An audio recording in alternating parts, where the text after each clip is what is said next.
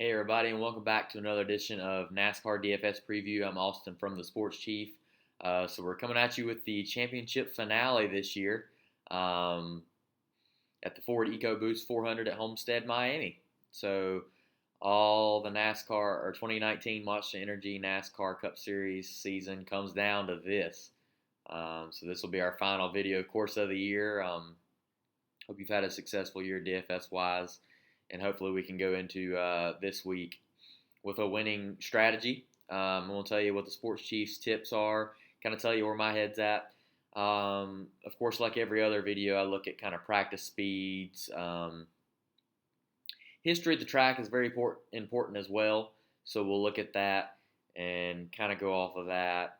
So let's just go ahead and get the ground running here. So looking at our lineups here, well, if I scroll to the top, Kyle Busch is starting in fourth.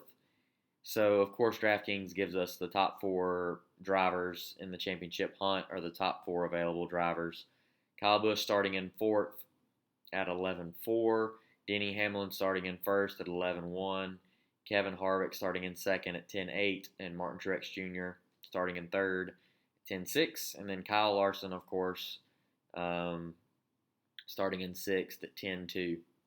So Larson is not one of the championship contenders. They did give us 5 10K drivers, so that'll be pretty interesting. A lot of people going into this event will probably be high on Kyle Larson because this track really fits his strategy. It's a 1.5 mile oval that basically, I mean, you got to run the wall pretty much to save your tires and things like that. Although your tires will be eaten up no matter what at this track. If you watch the Xfinity race, you saw how important tires were. And tire wear, of course, will be important in this race as well. And track position. Track position is very key. So looking at this is something I've done all championship weekend while making my lineups. I typically want to get 2 of the top 4. And Kyle Busch and Martin Truex Jr., being that they're third and fourth and that qualifying was set based off of points, it's going to make it a little tricky this week. So I am going to go with Kyle Busch starting in fourth.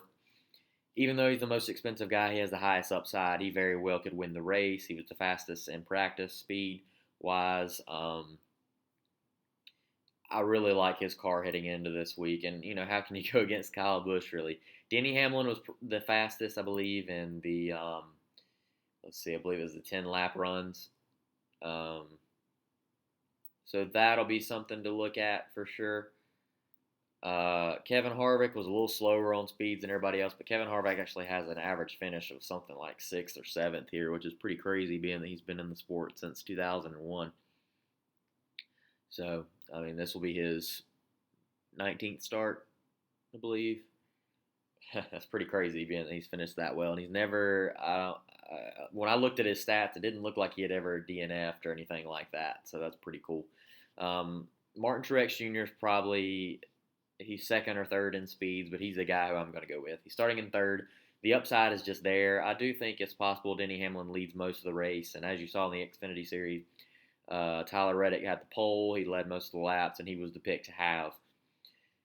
I'm going to fade Denny Hamlin. It really pains me to say, but I believe it gives me more flexibility as far as going with these two guys salary-wise.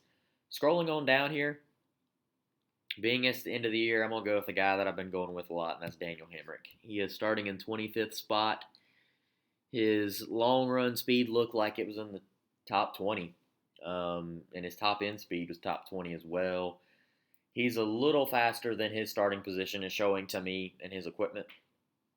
I do think he'll perform a little better than most people think. He's also out of the ride.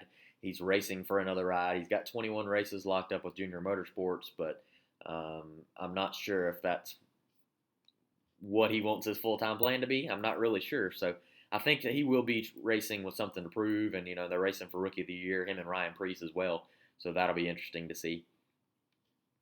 Another driver I'm going with here is Ricky Stenhouse Jr. Ricky, starting in 23rd, he showed a lot of speed this weekend. He is going to a new ride, going to the 37 car next year. And this track kind of fits his racing style. He is a dirt track driver, and he runs the wall as well. A little cheaper option than Kyle Larson, of course. Stenhouse historically has not been that great at Homestead, but I do like him going into this event. I think it's very important to pick guys that'll get in the top 20 if you think they can, so to speak, um, because guys like Michael McDowell starting in 28th, David Reagan in 31st, John Hunter Nemechek in 30th, they will be highly owned because you want to pick guys higher up that are in a higher salary, so to speak. So they will be picked pretty highly. I'm not going to go that route. I'm going to fade them. So those are two guys I'm going to go with. Scrolling up here, there's another driver that was very interesting to me that starting in 16th spot. That's Eric Jones. Eric Jones is in a Joe Gibbs Racing Toyota. Do we really think that Eric Jones is going to stay inside the top 15 or 16th or 17th? I don't think so. I think that he could get a top 20 pretty easily. So I'm going with Eric Jones. That leaves us $6,200 to spend, and that leaves me with Ryan Preece, Bubba Wallace, and John Hunter Nemechek.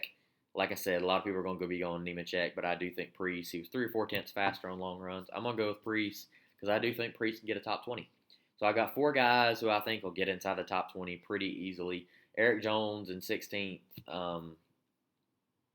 was the option I went with there. I do think that Chase Elliott's a heck of a value in 11th there. Blaney looked pretty quick. Kurt Busch, 13th, is pretty good. I think Kurt might be a 13th place car looking at speed-wise. Eric Jones, to me, he could easily get a top 10 for sure. And that would give me a lot of passing points. But I do think Hemrick, Stenhouse, and Preece, I think they'll finish right around that number. To me, a lot of those guys that are starting back in 28th and lower, they're probably there for a reason, in the points. So it's tough for me to say that they're going to make a leap higher than that. I think 27 and up's the cutoff, and that's Bubba Wallace. I do think Bubba can do better than he's showing. And, John Hunter Nemechek has been showing that he's pretty good in that 26 car, maybe even a little better than Tift. But Nemechek, I don't want to go that route because I like the engines better probably with Preece and Hemrick and Stenhouse. For the teams, anyway. So that's my lineup. So I'll clear it up here, and that way we can show it to you. We're going with Kyle Busch, Martin Truex Jr., Eric Jones. I'll click his name there. Ricky Stenhouse at 69, Daniel Hemrick, and Ryan Preece. So there you have it. That's the lineup that we're rolling out here. Thank you, all you listeners out there that have watched my videos year-round. Hopefully we can put out a little more content as far as that goes with other things. This has been really fun with the NASCAR stuff. Hopefully I've helped you as far as learning knowledge, how the game works, and